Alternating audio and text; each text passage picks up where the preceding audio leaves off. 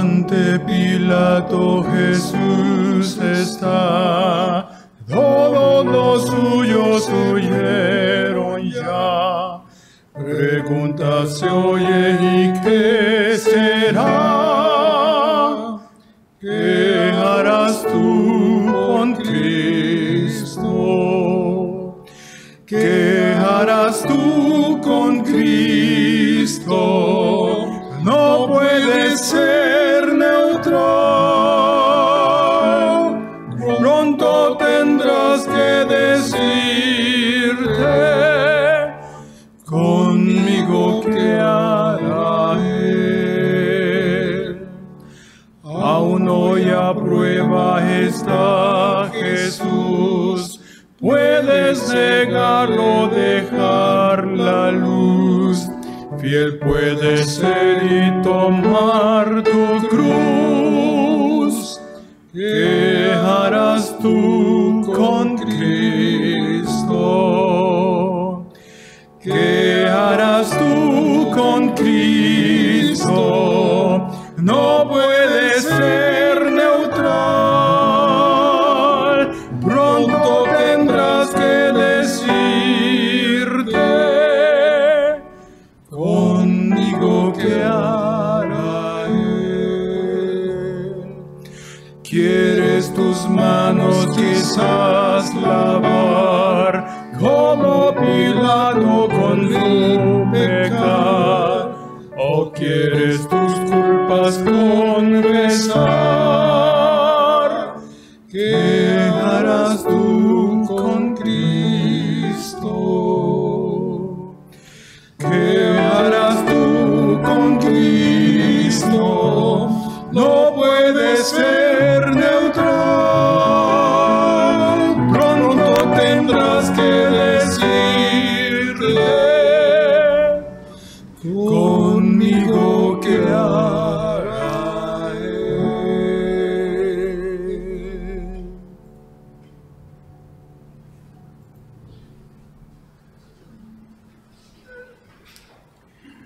Muy buenas tardes, amados hermanos, bienvenidos al culto vespertino de la Primera Iglesia Bautista de Monterrey.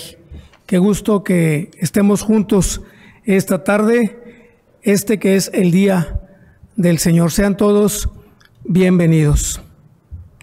Dice la palabra de Dios, mis amados hermanos, en el Salmo 25, versículos 4 y 5. Muéstrame, oh Jehová, tus caminos, enséñame tus sendas, encamíname en tu verdad y enséñame, porque tú eres el Dios de mi salvación, en ti he esperado todo el día. Vamos a orar. Señor y Padre nuestro, continuamos delante de ti, Señor, este día que es tu día, el día del Señor. Qué bendición, Señor, poder reunirnos para ofrecerte este culto. Te pedimos que te agrades de él, Señor, que lo perfecciones, Señor.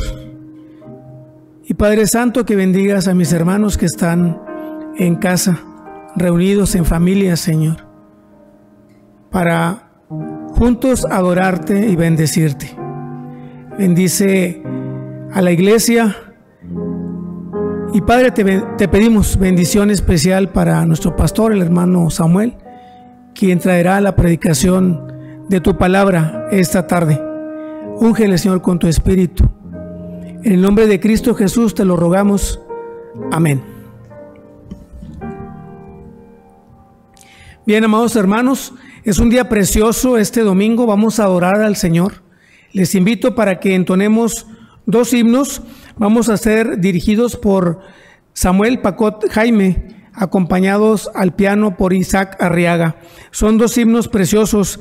El primero de ellos es el 501 del himnario bautista, Por el valle iremos en paz.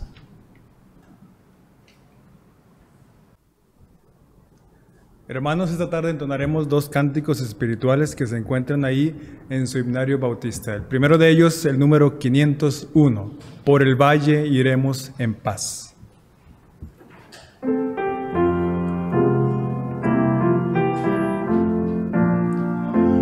Por el valle iremos en paz, por el valle iremos en paz. Jesús nos guiará por el camino, por el valle iremos en paz. No habrá más tristezas allí, no habrá más tristezas allí. Jesús nos guiará por el camino, no habrá más tristezas allí. A los que amamos veremos allí, a los que amamos veremos allí. Jesús nos guiará por el camino, a los que amamos veremos allí. Viviremos con Cristo Señor, viviremos con Cristo el Señor. Jesús nos guiará por el camino, viviremos con Cristo el Señor. El número 474, he decidido seguir a Cristo.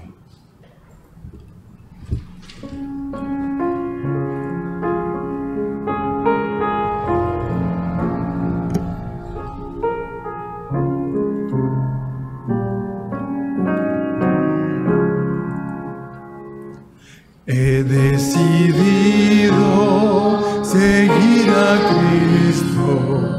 He decidido seguir a Cristo. He decidido seguir a Cristo.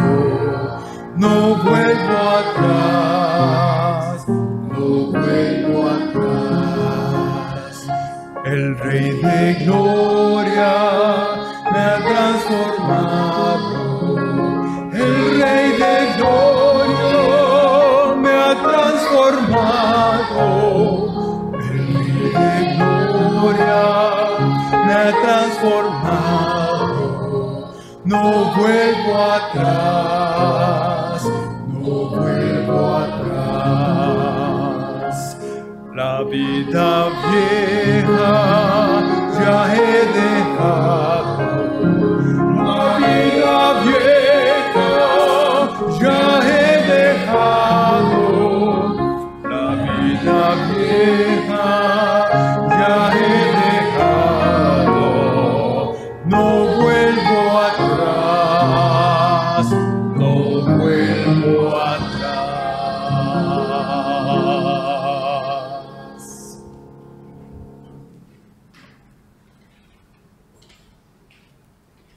Amén, hermanos.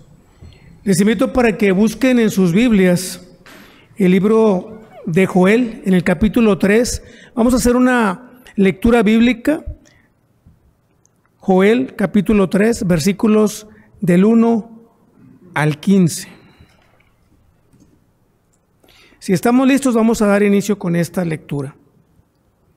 Dice la palabra de Dios: porque he aquí que en aquellos días y en aquel tiempo en que haré volver la cautividad de Judá y de Jerusalén, reuniré a todas las naciones y las haré descender al valle de Josafat, y allí entraré en juicio con ellas a causa de mi pueblo y de Israel mi heredad, a quien ellas esparcieron entre las naciones y repartieron mi tierra.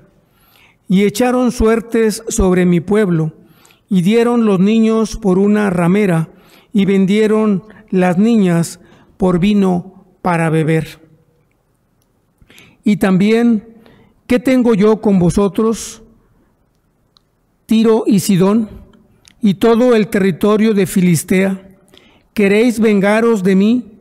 Y si de mí os vengáis, bien pronto haré yo recaer la paga sobre vuestra cabeza.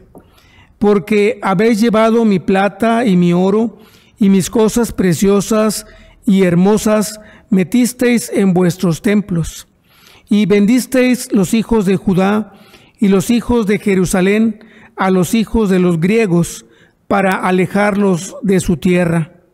He aquí, yo los levantaré del lugar donde los vendisteis, y volveré vuestra paga sobre vuestra cabeza, y venderé vuestros hijos y vuestras hijas a los hijos de Judá, y ellos los venderán a los sabeos, nación lejana, porque Jehová ha hablado. Proclamad esto entre las naciones, proclamad guerra, despertad a los valientes, acérquense, vengan todos los hombres de guerra, forjad espadas de vuestros asadones, lanzas de vuestras hoces, diga el débil, fuerte soy. Juntaos y venid, naciones todas de alrededor, y congregaos. Haz venir allí, oh Jehová, a tus fuertes. Despiértense las naciones y suban al valle de Josafat, porque allí me sentaré para juzgar a todas las naciones de alrededor. Echad la hoz, porque la mies está ya madura. Venid, descended, porque el lagar está lleno, rebosan las cubas, porque mucha es la maldad de ellos. Muchos pueblos en el valle de la decisión, porque cercano está el día de Jehová en el valle de la decisión. El sol y la luna se oscurecerán, y las estrellas retraerán su resplandor. Bendita es la palabra de Dios. Mis amados hermanos, preparemos nuestra mente, preparemos nuestro corazón para escuchar el mensaje de la palabra de Dios esta tarde de domingo. El mensaje a cargo de nuestro pastor, el hermano Juan Samuel Pacot Rivera, está titulado El Valle de la Decisión y está basado en este libro de Joel, capítulo 3, versículos del 1 al 15. Antes de escuchar el mensaje de la palabra de Dios, vamos a escuchar una ofrenda musical a cargo de Araminta Dávila. Posteriormente, el tiempo queda a cargo de nuestro pastor y la predicación de esta tarde. Que el Señor les bendiga.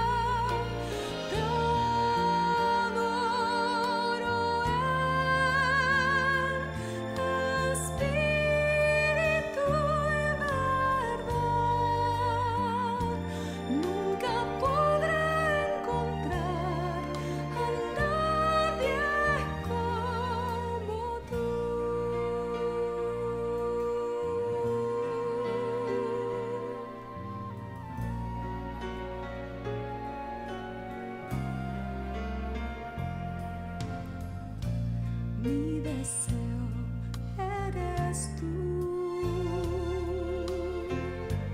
gran Señor.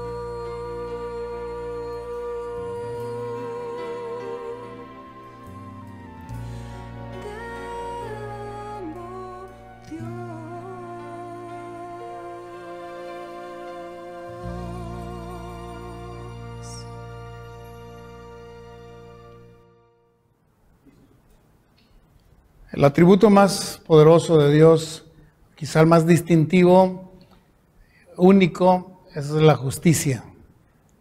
Dios es justo. La justicia de Dios es absoluta.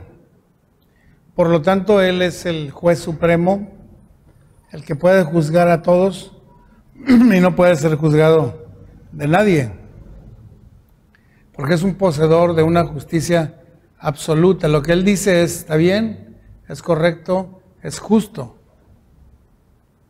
Y los seres humanos fuimos dotados de una conciencia moral y de un libre albedrío para hacernos a la imagen de Dios.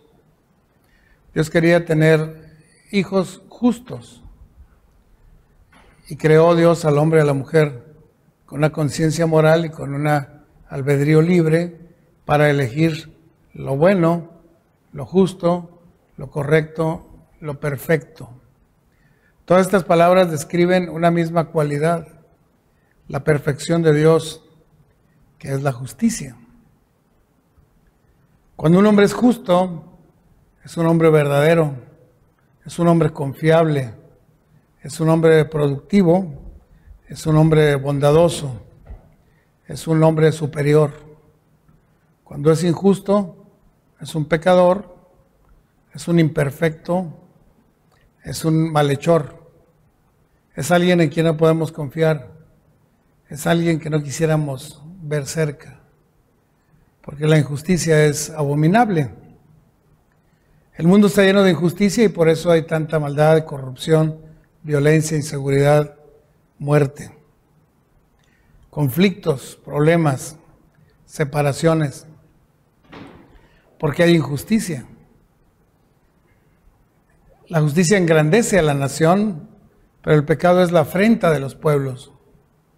De manera que entendemos que si Dios es justo, Él es el único que puede ser el juez de toda la tierra y de todos los hombres. Esa es la realidad. Nos dio el Señor a los seres humanos conciencia para saber lo que está bien y mal y para que elijamos lo mejor o elijamos lo bueno. Pero junto con esa conciencia y ese albedrío, el Señor nos dio responsabilidad. Y mientras más nos ha dado el Señor, más responsables somos delante de Él. De manera que los países ricos son más responsables, los reyes y los príncipes serán más responsables que la gente humilde y sencilla.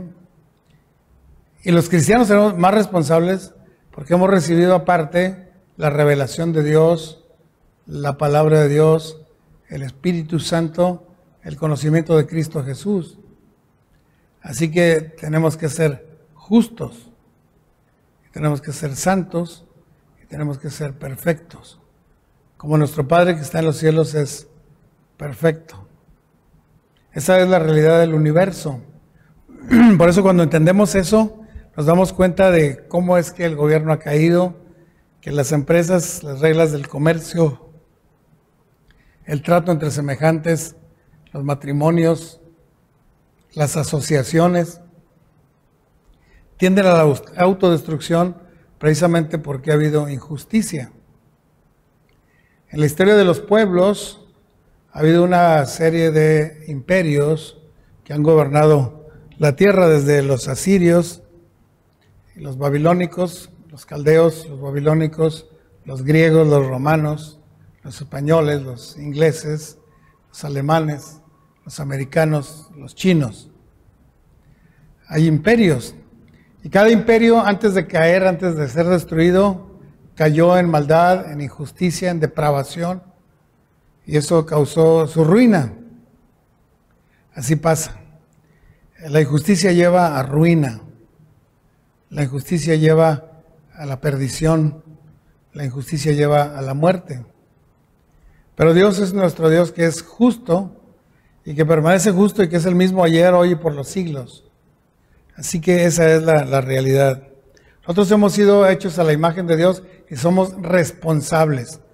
Los leones y los gorilas no son responsables. Nosotros somos responsables ante Dios. Y mientras más revelación recibimos, mientras más palabra, más conocimiento, más relación con Dios, más responsables somos de nuestra conducta y de nuestra justicia. Es una cualidad divina. Dice el Salmo 19, ahí los versículos de 7 al 10, y creo que hasta lo podemos decir de memoria. La ley de Jehová es perfecta, que convierte el alma. El testimonio de Jehová es fiel, que hace sabio al sencillo. Los mandamientos de Jehová son rectos, que alegran el corazón.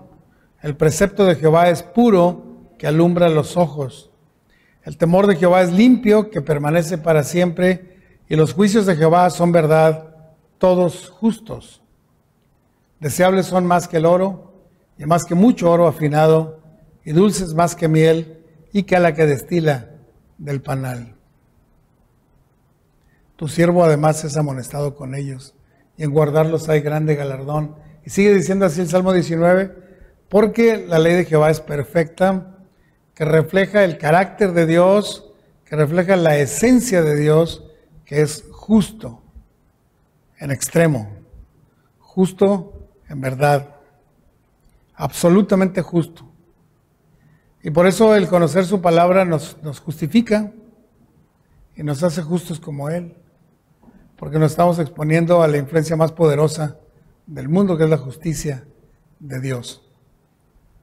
He oído a muchos pensadores contemporáneos que piensan que el propósito de Dios ha fracasado y que el Evangelio de Jesucristo ha perdido la batalla.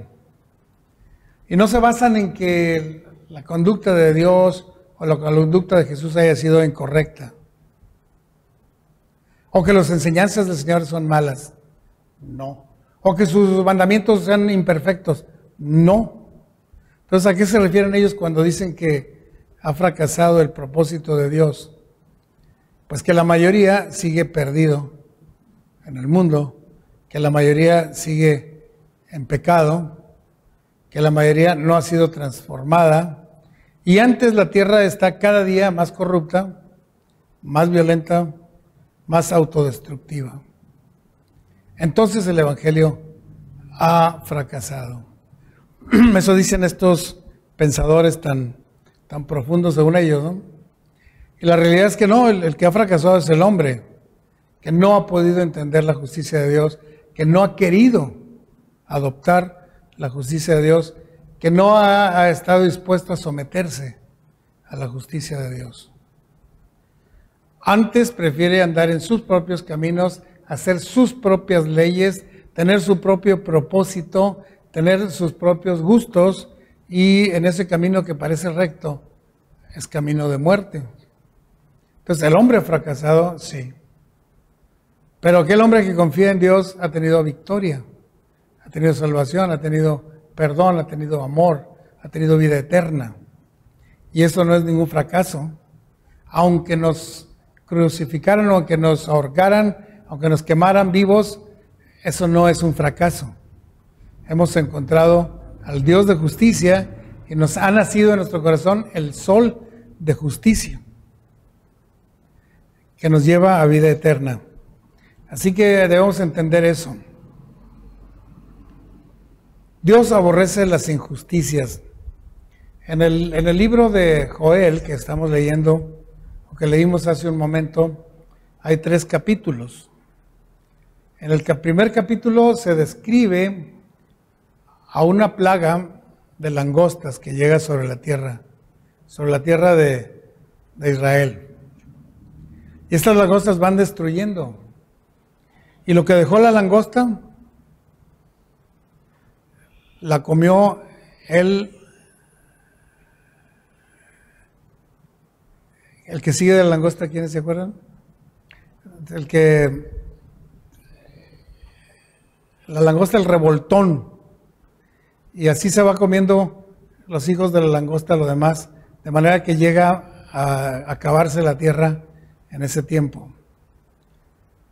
Y no se sabe a qué estaba viendo Joel cuando describió esta plaga de langostas que destruyó toda la tierra, y el saltón y el revoltón y todos se acabaron con los pastos y con la sequía, con las plantaciones y con el alimento, y trajeron una pobreza extrema al pueblo.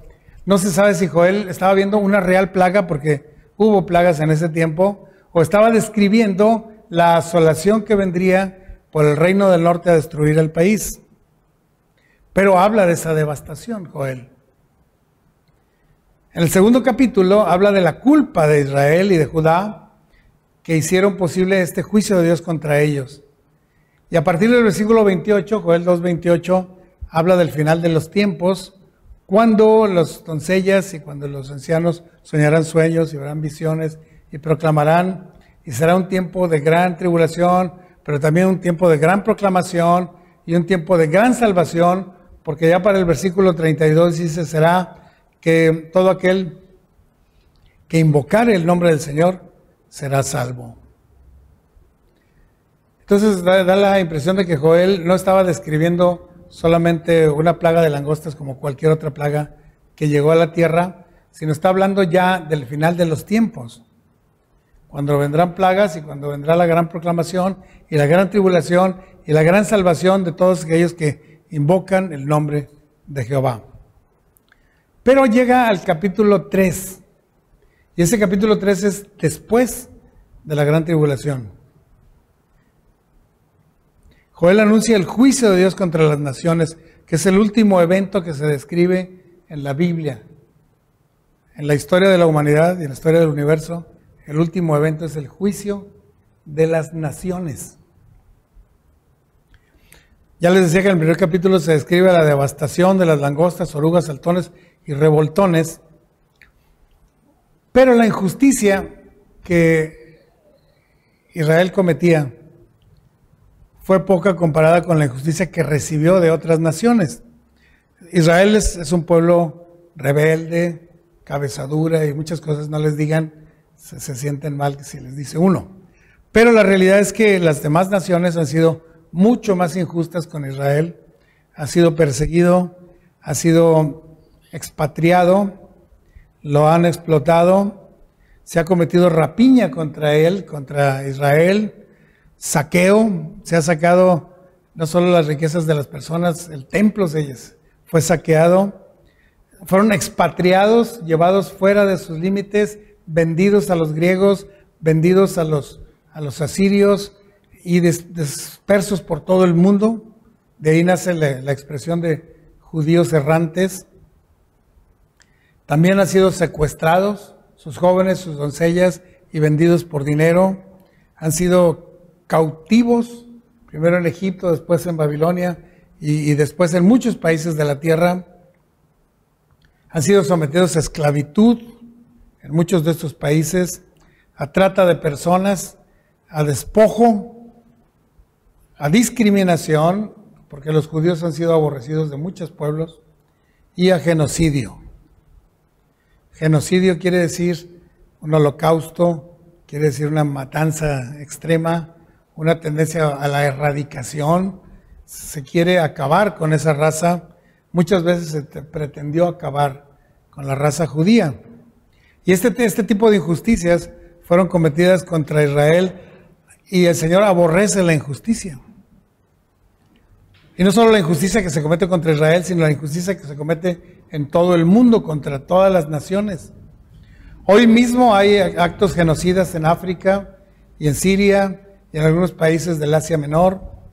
Hay hoy mismo injusticias en Centroamérica, hay genocidios, hay despojos, hay saqueos, hay expatriaciones en Chiapas y en Guerrero contra cristianos. Y todas esas injusticias Dios las aborrece. Es algo que Dios no lo admite y no lo perdonará. Y el juicio de las naciones viene contra las naciones que han ejercido ese tipo de maldad. Ahora dice el profeta Joel que fueron llevados al valle de la decisión. Y el valle de la decisión aquí lo describe como el valle de Josafat.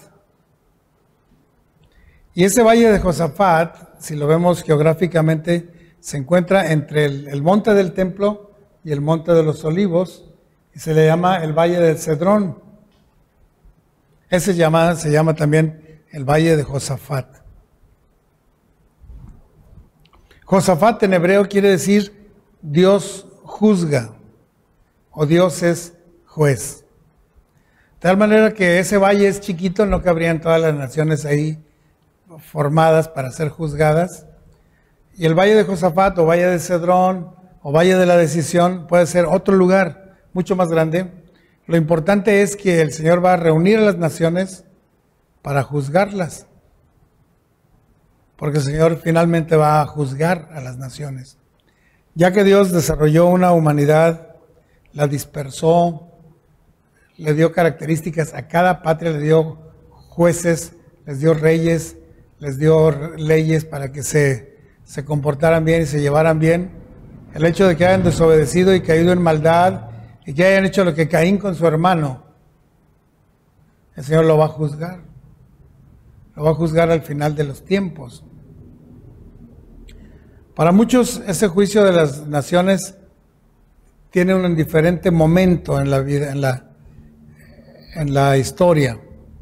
Algunos pensaron que la profecía de Joel se cumpliría al regresar de Babilonia inmediatamente, que Jerusalén y Israel iba a ser de nuevo poblado, se iba a reconstruir el templo, se iba a reconstruir la ciudad, se iba a amurallar la ciudad y el imperio iba a caer en manos de Israel e iban a juzgar y a destruir a los otros países. Cosa que no ocurrió, sino que después de Babilonia siguió el imperio medo-persa, y después siguió el imperio griego, después el romano, después el español, y así se fueron imperio tras imperio, y Israel nunca ha sido un imperio.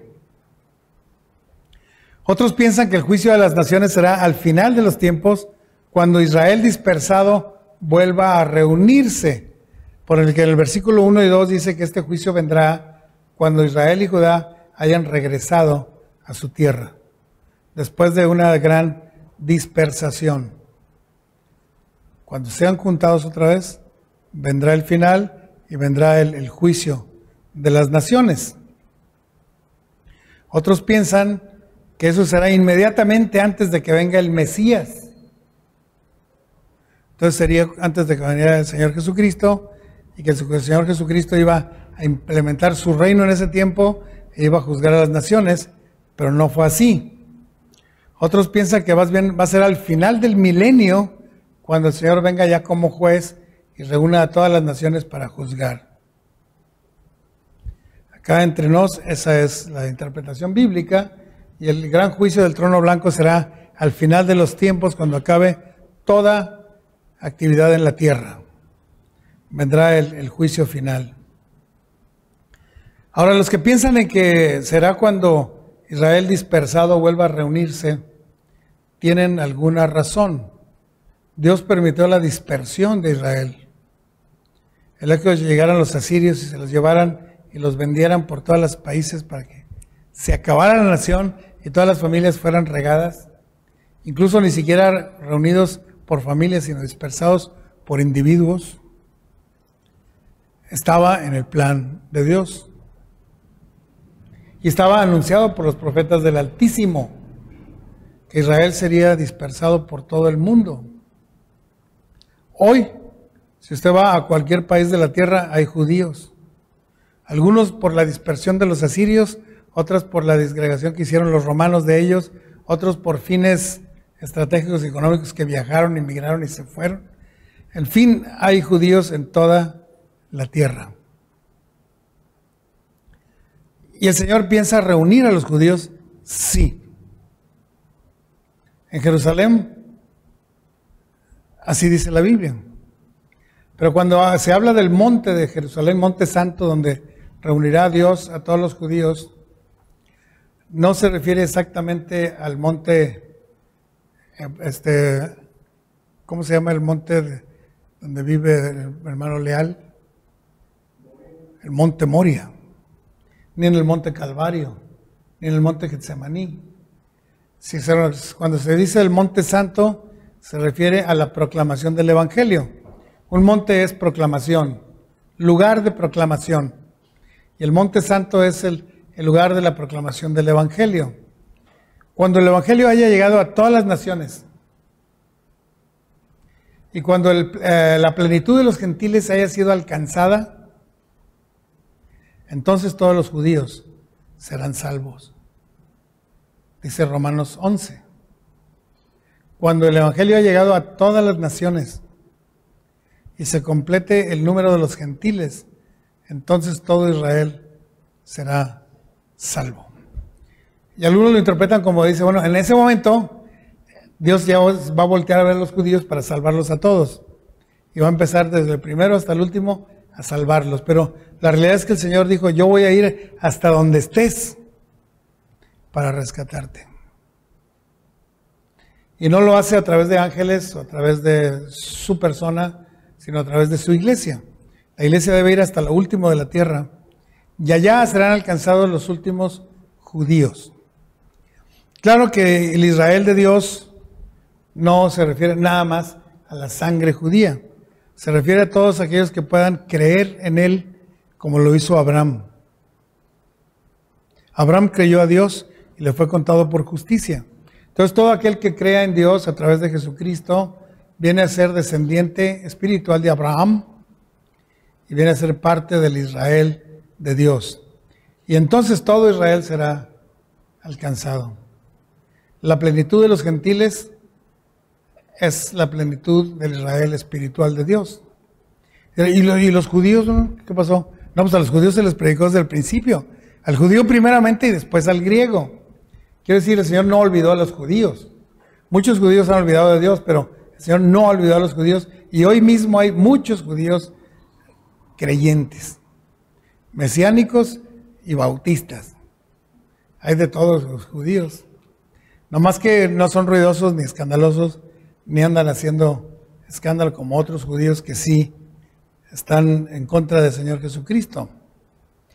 Pero si estás en contra de Jesús, seas judío, o seas gentil, o seas mexicano, estás perdido. Es importante entender que el juicio viene. Y los que estamos en Cristo no vamos a necesitar ir a ese juicio. Nosotros tendremos otro tribunal. Todos los creyentes compareceremos al tribunal de Cristo, que es muy distinto. Porque el juicio de las naciones será para condenación. El tribunal de Cristo será para galardón. Qué diferente, ¿eh? Decir, a ver, cristiano, ven para acá. Tú fuiste cristiano, te di muchos dones y te di muchos talentos. ¿Dónde están? Bueno, pues tú me diste 5 talentos y yo trabajé 10. Bien, buen siervo y fiel. Sobre mucho poco has sido fiel, sobre mucho te pondré, pasa al reino de tu Señor, ¿verdad? Quiero decir, el Señor galardonará el trabajo que haga cada cristiano, cada creyente. Y si lo que hizo fue malo, inútil, inservible, pues no le dará galardón, pero como creyó en Cristo, pasará al cielo, así como por fuego. Pasó. Enseñó cosas malas, muy pequeño será llamado en el reino de los cielos. Porque el tribunal de Cristo no es para condenación, es para galardón de todo aquel que trabajó con justicia, que hizo lo recto, que obedeció, que proclamó el Evangelio. Dice en Daniel 12 que todos los entendidos resplandecerán como el resplandor del firmamento en el cielo, pero los que anunciaron la verdad a las naciones o a las multitudes resplandecerán como estrellas a perpetua eternidad. Ese es el galardón que recibiremos al ir al tribunal de Cristo, los creyentes en Cristo. Pero los que hayan rechazado al Señor no tendrán abogado, no irán al tribunal de Jesús, irán al juicio del trono blanco para condenación eterna. También dice la Biblia que en ese juicio habrá castigos más fuertes y menos fuertes, y que más tolerable sería el castigo para Sodoma y Gomorra que para Monterrey y San Pedro, porque rechazaron la fe de Jesucristo. Si en Sodoma y Gomorra se hubiera predicado este evangelio, de cierto les digo que hace tiempo que se hubieran arrepentido, pero ustedes no. Tremendo, ¿eh? Es importante que sepamos como cristianos de qué se trata eso del juicio de Dios, y por qué se describe en todos los profetas, y por qué se describe en todos los pasajes escatológicos y en el Apocalipsis. Sí será al final de los tiempos, cuando la tierra sea destruida, las naciones serán juzgadas. Y así como Pilato estuvo decidiendo qué hacer con Cristo, decidió condenarlo. Ahora tú tienes que preguntarte, Pilato, ¿qué hará contigo Cristo Jesús? No quisiste creer en Él. Recuerdo que Pilato hizo un interrogatorio más o menos interesante. Había una mente inteligente en ese gobernador y le dijo, ¿qué es la verdad? ¿Qué es? La pregunta debe haber sido, ¿quién es la verdad? Y el Señor Jesús estaba enfrente de él. Él hubiera conocido la verdad en ese momento, hubiera conocido a Cristo, habría tenido salvación, habría tenido vida eterna. Pero Pilato rechazó a Jesucristo.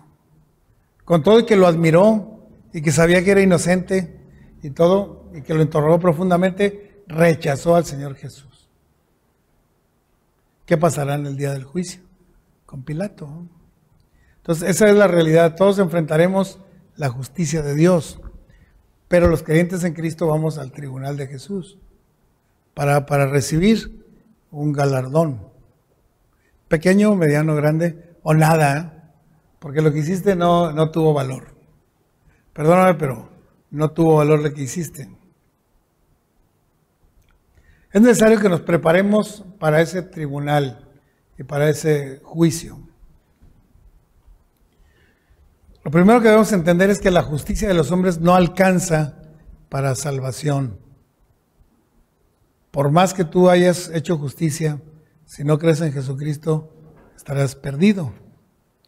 Los actos de justicia solos del hombre no valen. Para salvación no valen. Si alguien se declara inocente, no procede. La inocencia no sirve para ser salvo. Pues que yo no sabía. No sabía que matar era malo. No sabía que robar. No sabía que cometer adulterio era malo. No sabía. Inocente. Estás condenado, ¿no? La inocencia no sirve. Hay un detalle que hay que ver. Los niños chiquitos son inocentes. Y decimos, bueno, ¿estos inocentes qué? ¿Se van a ir al cielo por inocentes? ¿O se van a ir al cielo porque el Señor decretó que de ellos es el reino de los cielos? Creo que van al cielo por la justicia de Dios, no por la justicia de los niños. ¿De acuerdo? El Señor ha querido a los niños recibirlos y no se los impidáis. Pero la persona que sabe lo que hace será juzgado. Ahora alguien dirá, bueno, pues yo puedo pagar 4,000 o 4 millones de euros para que me den un pase. Como en la película esa de 2012, en que se hicieron unas arcas como las de Noé, pero mucho más poderosas, y pudieron albergar a varios miles de personas. Y solo los que tenían 3 millones de euros podían entrar. En el caso del juicio final, las riquezas terrenales no tienen valor. Si él es inmensamente rico, está igualmente juzgado que uno inmensamente pobre. No tiene valor lo que tengas, lo que hayas guardado. Incluso lo que hayas dado a otros, si no lo hiciste en la fe de Jesucristo. Porque hay muchos multimillonarios que dan millones a los pobres, pero han rechazado a Jesús. Y el único camino al Padre es el Señor Jesucristo. Dice, nadie viene al Padre si no es por mí. Por eso tan importante es que compartamos a Jesucristo, porque no hay otro camino. Ni las riquezas, ni las buenas acciones, ni los buenos pensamientos, ni nada. Lo único válido en el mundo es la justicia de Dios. Esa sí es justicia y es verdadera justicia. Pero ¿cómo podemos hacernos nosotros partícipes de la justicia de Dios? ¿Cómo puedo decir que la justicia de Dios está en mí? ¿Se podrá? Pues sí, porque somos justificados por la fe en Cristo Jesús. Cuando uno tiene fe en Cristo Jesús, somos justificados. Somos hechos justos delante de Dios. Y la justicia de Dios viene a nuestra alma, a nuestro espíritu, a nuestro corazón. Y entonces podemos tener acciones justas y buenas, frutos y muchas cosas podemos tener porque el Señor está en nosotros. No porque hayamos nacido justitos desde chiquitos, sino que el Señor vino a llenarnos de su justicia.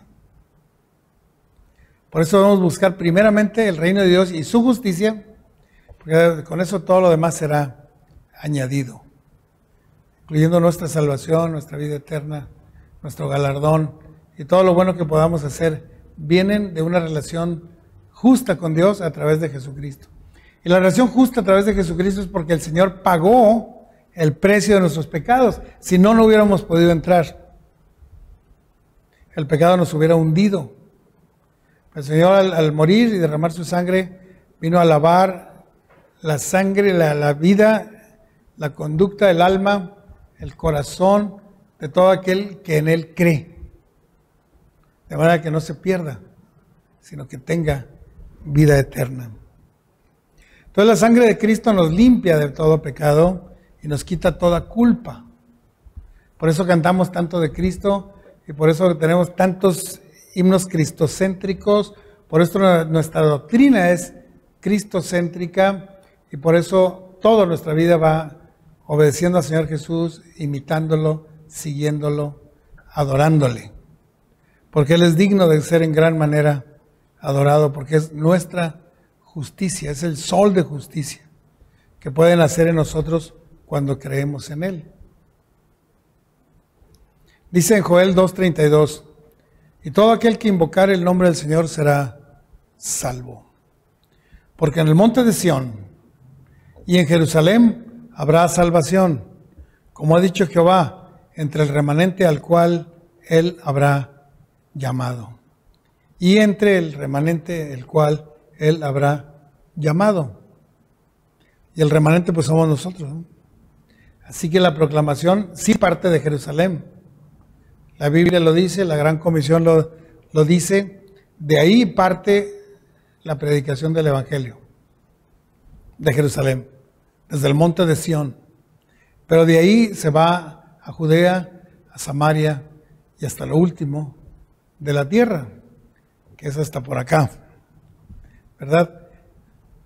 Ahora, finalmente, hermanos, el mayor acto de justicia que podemos nosotros hacer es anunciar el Evangelio. Es un acto de justicia porque estamos llevando la justicia de Dios a otras personas, a otros que no tenían justicia, que estarían condenados. Pero otros llevamos el Evangelio y ellos lo creen, tienen vida eterna. Así que ese es el mayor acto de justicia. Más que colgar a un culpable o mandar al bote a todos los corruptos. Esos son pequeños actos que parecen justos, pero no lo son. El acto de justicia es predicar el Evangelio al pecador. Porque el Señor, su primer acto de justicia es que vino a buscar y a salvar los que se habían perdido. Porque es el juez justo. Y quiere darnos lo que necesitamos. Salvación. Entonces, proclamar la justicia de Dios es verdadera justicia. Reconocer y confesar nuestro pecado es verdadera justicia porque somos pecadores y hay que confesarlo. Y eso nos lleva a la presencia del Señor. Vamos a orar para despedirnos, hermanos. Recuerde que el acto de justicia más grande es proclamar la justicia de Dios en Cristo Jesús a los que nos rodean. Aproveche el tiempo. Dele la liga de cada mensaje, de cada estudio, de cada devocional a sus amigos. Quizás si los da a 10 amigos, uno lo vea, pero ese uno ha ganado la salvación en Cristo Jesús. A lo mejor más. Usted haga la parte y el Señor toca los corazones de sus amigos. Vamos a despedirnos y luego cantaremos la doxología. Señor, gracias por tu presencia, por tu cuidado, por tu salvación, por tu justicia. Porque aunque el mundo está corrupto y lleno de maldad, tu justicia permanece para siempre. Y todo aquel que ha creído en ti y que ha recibido la sangre de Cristo Jesús es justificado y recibimos tu justicia, que nos llevará no al tribunal del juicio blanco, sino al tribunal de Cristo para galardón. Queremos, Señor, estar en ese tribunal y hacer obras que te agradan. Ayúdanos a alcanzar a otros para arrancarlos del fuego del infierno y evitar que vayan al juicio del trono blanco. Gracias por el mensaje de Joel, que es muy intenso, muy apasionado, muy fuerte, muy claro. Y permítenos entenderlo y compartirlo. Lo rogamos en el nombre de Jesús, nuestro Señor y Salvador. Amén.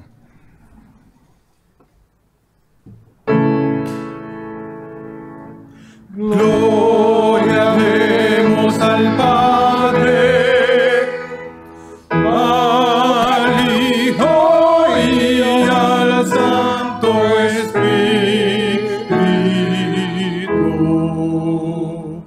como eran al principio, son hoy y así serán.